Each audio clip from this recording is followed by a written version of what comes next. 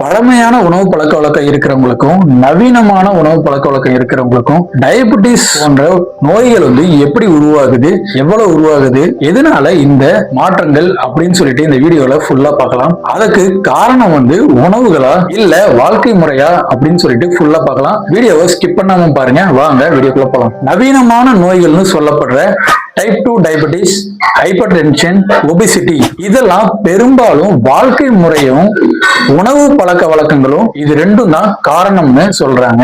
அதிகமா ப்ராசஸ் செய்யப்பட்ட உணவு, ரொம்ப நேரம் உட்கார்ந்து ஒரே இடத்துல வேலை பார்க்கறது, சர்க்கரைய அதிகமா சாப்பிடுறது, இந்த மாதிரி பல காரணிகள் தான் இந்த மாதிரி நோய்களை அதிகப்படுத்துது. IDF டயபெட்டிஸ் அட்லஸ் 2023 எடுத்த ஒரு சர்வே படி இந்தியால 74 மில்லியன் அடல்ட்ஸ் டயபெட்டிஸோட இருக்காங்க. இது 15% அதிகமா அர்பன் ஏரியாலையும் 7-8% தான் ரூரல் ஏரியாலையும் இருக்குது.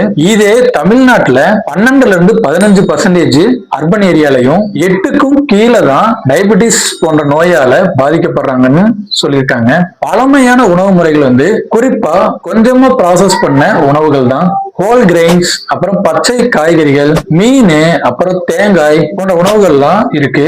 இது குறிப்பா பிளட் சுகரையும் இன்சுலின் ரெசிஸ்டன்ஸையும் குறைக்க உதவுது. குறிப்பா தானியங்கள்ல லோ கிளைசிமிக் இண்டெக்ஸ் தான் இருக்கு. சோ பிளட் சுகரை ரிடியூஸ் பண்ணும். அப்புறம் பல்சஸ்லாம் ஃபைபர்ஸ் அதிகமா இருக்கு.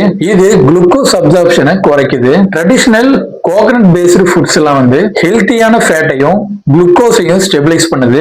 தமிழ்நாடு ரூரல் டயட் ஸ்டடிஸ் 2022 என்ன சொல்றாங்கன்னா, வில்லேஜ்ல எல்லாம் தானியங்கள் சம்பந்தமான உணவு முறைகளை அதிகமா சாப்பிடுறாங்கன்னு சொல்லியிருக்காங்க. இதனால 40-50% பேருக்கு டயபெட்டிஸோட ரிஸ்க் குறையுது. இதே டவுன் சைட்லாம் கம்பேர் பண்ணும் போது ப்ராசஸ்டு ஃபுட்டு, அப்புறம் பாலிஷ்டு ரைஸ் எல்லாம் யூஸ் பண்றதுனால அவங்களுக்கு ரிஸ்க் அதிகமா தான் இருக்கு. நவீன உணவு முறையில உணவுகள்லாம் அதிகமா ப்ராசஸ் செஞ்சு வைக்கிறாங்க. Refined carbohydrates, trans fat, sugar rich foods அதிகமா இந்த மாதிரி உணவுகள் தான் இருக்கு. இதனால இன்சுலின் ரெசிஸ்டன்ஸ், ஒபிசிட்டி, அப்புறம் டைப் 2 டயபெட்டிஸ் அதிகரிக்குது. 27% இந்தியன்ஸ் ஹை ரிஸ்க் ஆஃப் டயபெட்டிஸ்ல இருக்காங்க. ரீஃபைன்டு ரைஸ் சாப்பிடறதுனால, அப்புறம் ஸ்நாக்ஸ் சாப்பிடறதுனாலையும். ட்ரெடிஷனல் டயட் பிளட் குளுக்கோஸை ரொம்பவுமே குறைக்குது. உணவோட சேர்த்து வாழ்க்கை முறையும் முக்கியம். மலைவாசிகள், கிராமப்புற மக்கள் இவங்கெல்லாம் உடற்பயிற்சி செய்யறாங்க. சூரிய ஒளியில அதிகமா வேலை செய்யறாங்க. இயற்கையான உணவு பழக்கம் இருக்கிறதுனால இவங்களுக்கு டயபெட்டிஸ் வர வாய்ப்பு ரொம்பவுமே குறைவுதான். WHO என்ன சொல்றாங்கன்னா, 30-50% டயபெட்டிஸோட ரிஸ்க் குறையுது உடற்பயிற்சி எல்லாம் அதிகமா பண்றதுனால.